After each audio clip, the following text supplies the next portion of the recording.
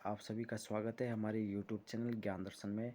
तो दोस्तों, जैसा कि हमारी जो है प्राचीन भारत के इतिहास की एक सीरीज़ चल रही है, तो उसका जो पिछला पार्ट था वो था 4 वेदों में से जो है ऋग्वेद था। और आज की वीडियो में देखेंगे हम जो है 3 जो बचे हुए वेद हैं हमारे, यजुर्वेद, सामवेद और अथर्ववेद, उन तीनों के बारे में पढ़ेंगे। तो चलते हैं दोस्तों यजुर्वेद की तरफ। दोस्तों, जो यजुर्वेद है हमारा, उसकी खासियत दोस्तों एक तो ये है कि वो जो है गद्य और पद्य दोनों में सम्मिलित है, दोनों में लिखा गया है। तो इसके देख लेते हैं इसके क्या क्या पॉइंट है दोस्तों। पहला, सस्वर पाठ के लिए मंत्रों तथा बलि के समय अनुपालन के नियमों के संकलन को यजुर्वेद कहा जाता था।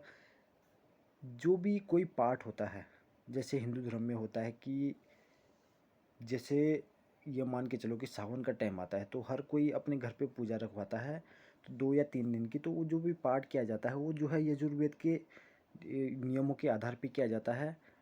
और दूसरा जो इसका पॉइंट है, इसके पाठ्यकर्ता को ये अथर्वयो कहा जाता है।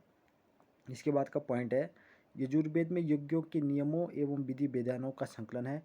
देखिए दोस्तों कि आज से पहले का जो टाइम था, जब वैदिक संस्कृति थी, उस टाइम पे जो है यज्ञों का बहुत प्रचलन था। आप जो है अगर रामायण रामायण देखते होंगे या महाभारत सीरियल देखते होंगे, तो उसमें भी यज्ञों का एक अपना स्थान है, बहुत ज़्यादा मात्रा में होता था। उसके बाद भी यज्ञ हुए, जब जो है अशोक के टाइम पे भी हुए, उसके बाद भी हुए, काफ़ी बाद भी हुए। लेकिन अभी जो है अगर देखा जाए तो कोई भी अगर अपने घर में या मंदिर में वहीं तक सीमित है कि वहीं पे यज्ञ होता है। इसके बाद का जो पॉइंट है दोस्तों, यह एक ऐसा वेद है जो गद्य और पद्य दोनों में लिखा गया है। तो दोस्तों, गद्य और पद्य पहले तो जानेंगे हम कि गद्य और पद्य क्या होता है। गद्य एक जो है सारांश होता है, जैसे निबंध हो गया, उस तरीके से लिखा जाता है। और जो पद्य हो गया वो जो है हम कविता लिखते हैं, जैसे कविता या मंत्र। अब जो है हमने इससे पहले वाली वीडियो में देखा कि उसमें जो है ऋग्वेद ऋग्वेद जो है पद्य में लिखा गया है, श्लोक में लिखा गया, उसका जो है बाद में अर्थ निकाला गया या उसकी जो है रचना की गई बाद में। लेकिन जो है यजुर्वेद जो है वो पद्य और गद्य, मतलब कि पूरा सारांश दिया गया, उसकी जो है श्लोकों का पूरा विवरण उसी में दिया गया, उसी वेद में ये है। इसके बाद का जो पॉइंट है दोस्तों, वो है यजुर्वेद में 2 शाखा है। यजुर्वेद की जो है 2 शाखा है। पहली जो है दक्षिण में प्रचलित है कृष्ण शाखा, और दूसरी जो है उत्तर में प्रचलित है शुक्ल शाखा। तो यहाँ पे जो है यजुर्वेद हमारा समाप्त हो चुका है। इसके बाद आते हैं दोस्तों सामवेद की तरफ। देखिए दोस्तों, सामवेद जो है आप देखेंगे तो सामवेद का जो है इसी में इसका अर्थ छुपा है। साम का मतलब गान, वेद का मतलब हो गया वेद, जो प्राचीन किताबें हैं उसका अर्थ हो गया। अब गाना, तो इसमें जो है जो भी नियम होंगे वो जो है गाने से संबंधित होंगे। अब ये आप ये भी मान के चल सकते हैं आप कि अगर भारत संगीत का जनक या भारत संगीत की जो उत्पत्ति हुई है वो इसी वेद के द्वारा हुई है, तो हम कोई अलग नहीं बोलेंगे। तो इसी वेद के द्वारा जो है भारतीय संगीत की उत्पत्ति हुई है। इसके पॉइंट देख लेते हैं दोस्तों। जैसा पहला पॉइंट है कि शाम का शाब्दिक अर्थ है गान। इस वेद में मुख्यतः यज्ञों के समय गाई जाने वाली ऋचाओं या मंत्रों का संकलन है। देखिए दोस्तों कि अब आप जो है अगर यज्ञ देखा होगा आपने या कोई भी पाठ देखा होगा, तो इस श्लोकों को जो है अगर अगर जो है इस श्लोकों को गाएंगे तभी जो है वो अच्छे लगेंगे। और अगर जो है ऐसे ही बोलते रहेंगे तब तो उसमें बोरियत से आने लगेगी। लेकिन जो है सामवेद के द्वारा गान शुरू हुआ और जो मंत्र थे वो जो है गाने टाइप से बने। अभी भी आप देखेंगे तो दोस्तों, जैसे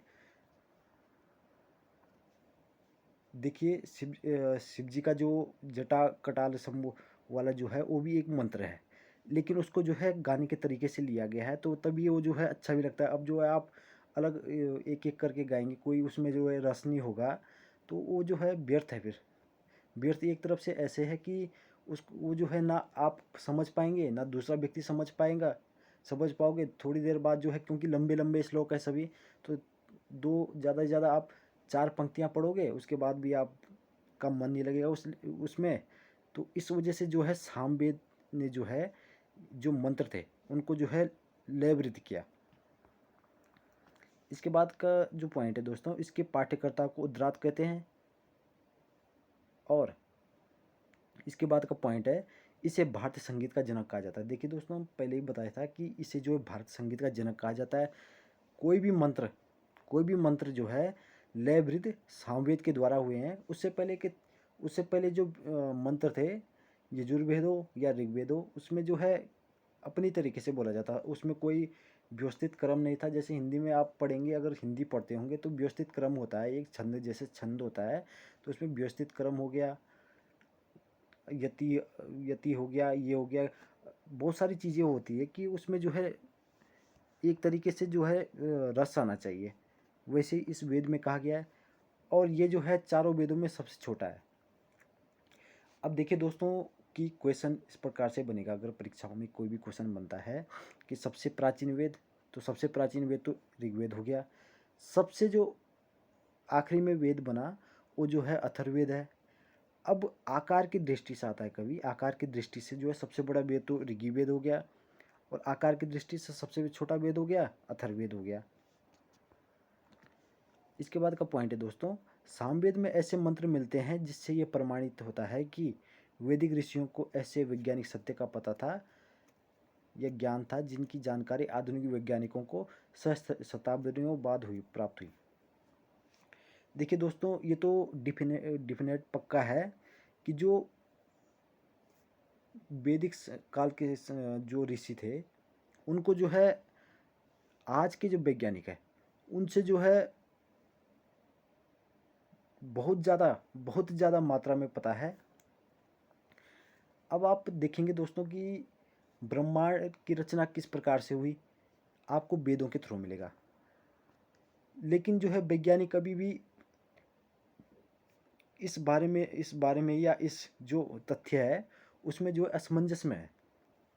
लेकिन वेदों में, हमारे जो वेद है उसमें पहले ही बताया गया है सभी चीज़ें। आप कोई भी चीज़ देख लीजिए कि आप अगर मंगल से पृथ्वी की दूरी या सूर्य से पृथ्वी की दूरी उसको भी देखेंगे आप, तो कहीं ना कहीं जो है वेदों में इसका भी उत्कीर्ण है। और बहुत सारी चीज़ें जो वेदों में मिल जाएगी, और वैज्ञानिक उस चीज़ का जो है अभी शोध करने में ही लगे हुए हैं। इसके बाद का जो वेद है दोस्तों वो है अथर्ववेद। तो अथर्ववेद के बारे में चलेंगे। अथर्ववेद की रचना जो है अथर्वा ऋषि द्वारा की गई।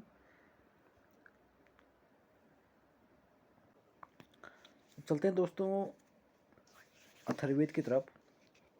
तो इसमें जो है दोस्तों जो पहला पॉइंट है वो है अथर्वा ऋषि द्वारा इस वेद की रचना करने के कारण इस वेद का नाम अथर्ववेद पड़ा। देखिए दोस्तों, जो अथर्वा ऋषि थे भगवान शिव के परम भक्त थे, तो उनके द्वारा जो है इस वेद की रचना की गई, या भगवान शिव ने उनको जो है बोला कि आप जो है अथर्ववेद की रचना कीजिए। तो उन्होंने जो है इस वेद की रचना की। इस वेद के दूसरे दृष्टा थे आंग्रिस ऋषि। देखिए दोस्तों, पहले तो इसकी रचना जो है अथर्वा ऋषि ने की थी। अब कई सारे तथ्य किसी भी उपन्यास में हो गया या रचना में हो गई या वेद या किसी भी किताब में जो है रह जाता है, तो उसको पूरा करने के लिए कोई दूसरा व्यक्ति जो है उसकी पूरा करता है, तो उसे जो है उसके दूसरे दृष्टा हो जाते हैं। तो उसी प्रकार से जो है अथर्ववेद के जो है दूसरे दृष्टा थे आंग्रिस ऋषि, जिस कारण इसका नाम जो है अथर्वांग्रिस ऋषि वेद भी पड़ा है। इसके बाद का पॉइंट है दोस्तों, इस वेद को भीषण वेद भी कहा जाता है।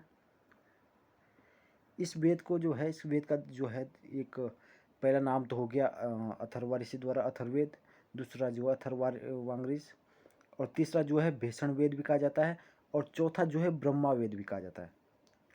तो दोस्तों कभी भी आ सकता है क्वेश्चन आपके पास कि अथर्ववेद, अथर्वांग्रिस वेद या भीषण वेद या ब्रह्म वेद, ये जो है सभी अथर्ववेद को ही कहा जाता है। अब जो है इस वेद की रचना, देखिए दोस्तों, जो हम जो है सबसे प्राचीन वेद देखेंगे तो वो है ऋग्वेद। तो ऋग्वेद की भी रचना काल जो है आपका 1500 या 1600 ईसा पूर्व में हुआ था। और जो सबसे अंतिम वेद है उसका जो है हम देखिए यहाँ पे जो है मान के चलते हैं कि 1400 से 700 ईस्वी पूर्व में, इस बीच में इसकी जो है स्थापना हुई है। अब आप देखेंगे कि 1400 और 700 के बीच में ये जो है उत्तर वैदिक काल में आ गए हम, कि यहाँ पे जो है उत्तर वैदिक कालीन है। तो यहाँ पे महत्वपूर्ण स्थान होगा प्रजापति का। तो इसमें जो है इस वेद में प्रजापति से संबंधित आपके जो है बहुत सारे तथ्य छिपे होंगे। और देखिए दोस्तों कि जो प्राचीन समय था, आप देख रहे हैं कि 1400 ईसा पूर्व से 700 ईसा पूर्व, इसमें जो है शताब्दियां घट के आ रही है या वर्ष वर्ष जो है घट के आ रहे हैं। तो देखिए दोस्तों कि जो पहली ईस्वी है उससे जो प्राचीन समय है उसमें जो है वर्ष जो है घट के आते थे, कि जैसे अभी है 2020 है, इसके बाद 2021 आएगा, 22 आएगा, 23 आएगा, 24 आएगा, 25 आएगा। लेकिन इस टाइम पे क्या होता था, जो एक पहली सदी है उससे उससे पीछे जो पीछे देखेंगे हम, तो उसमें जो है 700 ईसा पूर्व, उसके उसके पहले जो है, उसके बाद जो है 600 ईसा पूर्व, मतलब घटते हुए आएंगे। तो यहाँ पे जो है इसमें ये जो घटते हुए या बढ़ते हुए सालों की, इसमें हम एक वीडियो बनाएंगे। तो उसी में उसमें जो है पूरी डिटेल में बताएंगे आपको कि क्या हुआ था, कि कब से जो है ये चेंज हुआ, और कब से जो है ईस्वी की शुरुआत हुई, या फिर जो है कैलेंडर किस प्रकार से जारी हुआ। तो उसमें जो है उस वीडियो में दिखा जाएगा। इसके बाद का जो दोस्तों इसके बाद का जो पॉइंट है वो है अथर्ववेद का ज्ञान भगवान ने सबसे पहले महर्षि अंगिरा को दिया था। देखिए दोस्तों, मैंने पहले भी बताया था कि जो भगवान शिव थे और जो महर्षि अंगिरा थे, महर्षि अंगिरा जो है भगवान शिव के परम भक्त थे। तो जहाँ तक है कि भगवान शिव ने ही इनको इस वेद की रचना के बारे में बताया था, या इनको जो है बोला था कि इस वेद की रचना कीजिए। तो इस प्रकार से इन्होंने जो है रचना की थी।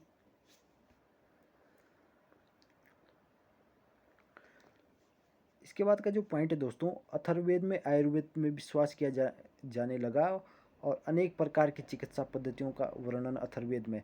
जो देखिए दोस्तों, अथर्ववेद आयुर्वेद की दृष्टि से एक महत्वपूर्ण वेद है।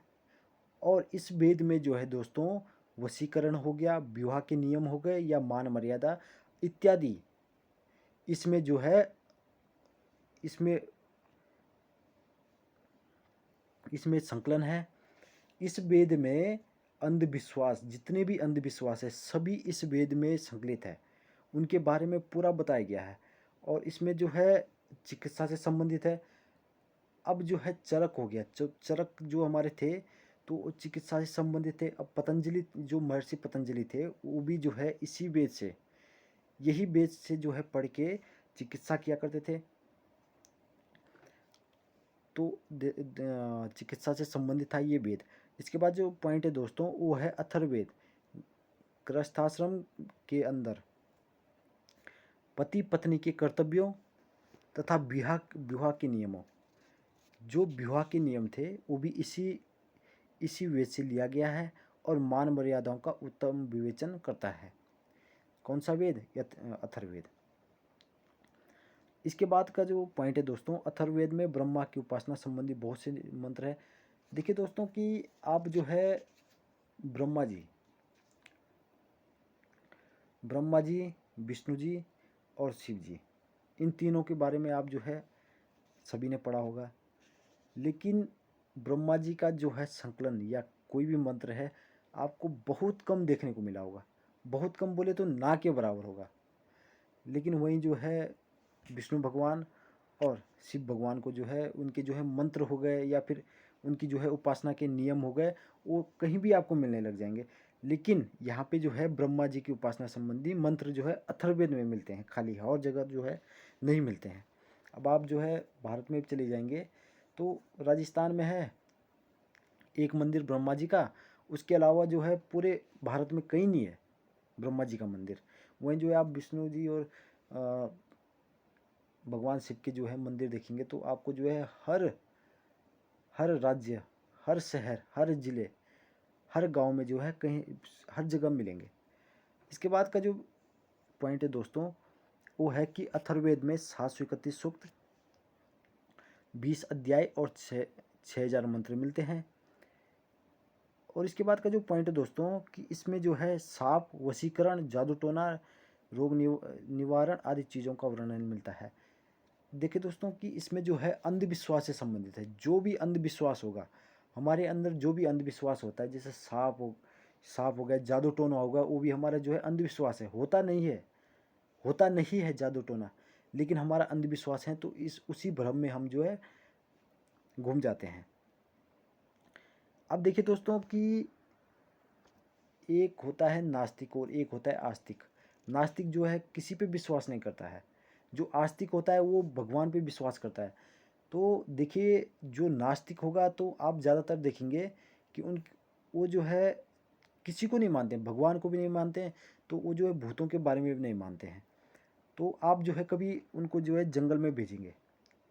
जो नास्तिक होगा वो ना तो डरते हैं और ना उन पे कोई ऐसी क्रियाएं होती है जिससे जो है उनको जो है डर लगे।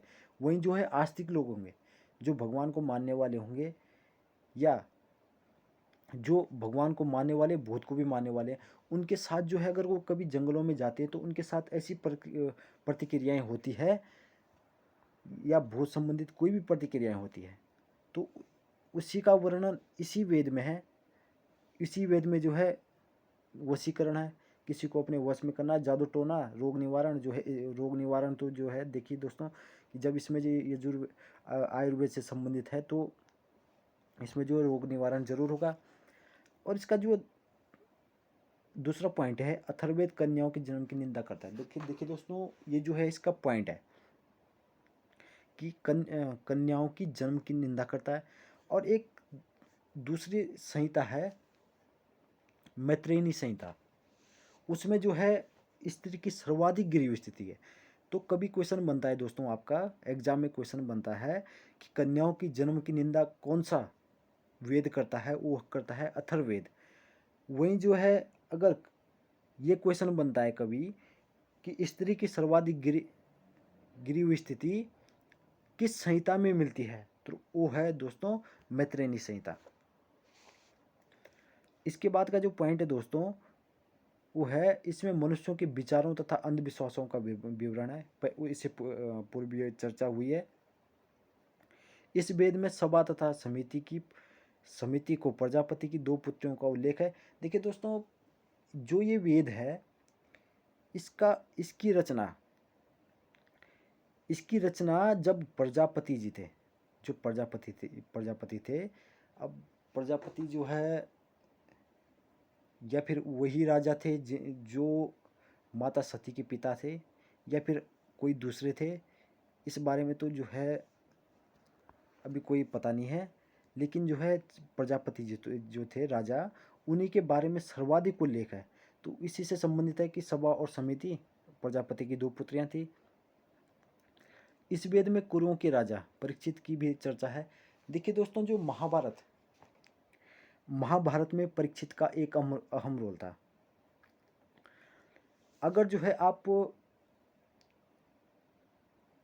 भागवत पुराण सुनते हैं, कहीं भी भागवत होती है तो उसमें 7 दिनों तक जो है परीक्षित के ही संबंध में, और अंतिम में जब खत्म होती है भागवत तो परीक्षित के मरने के बाद खत्म होती है, तो उसका सुनाया जाता है। तो वो जो राजा थे वो जो है युधिष्ठिर के बाद बने थे। तो अब काल निर्धारण देखें आप, जो महाभारत का था, तो या तो आप 700 ईसा पूर्व से पूर्व मान के चलें, या आप 300-400 ईसा पूर्व के बीच में मान के चलें।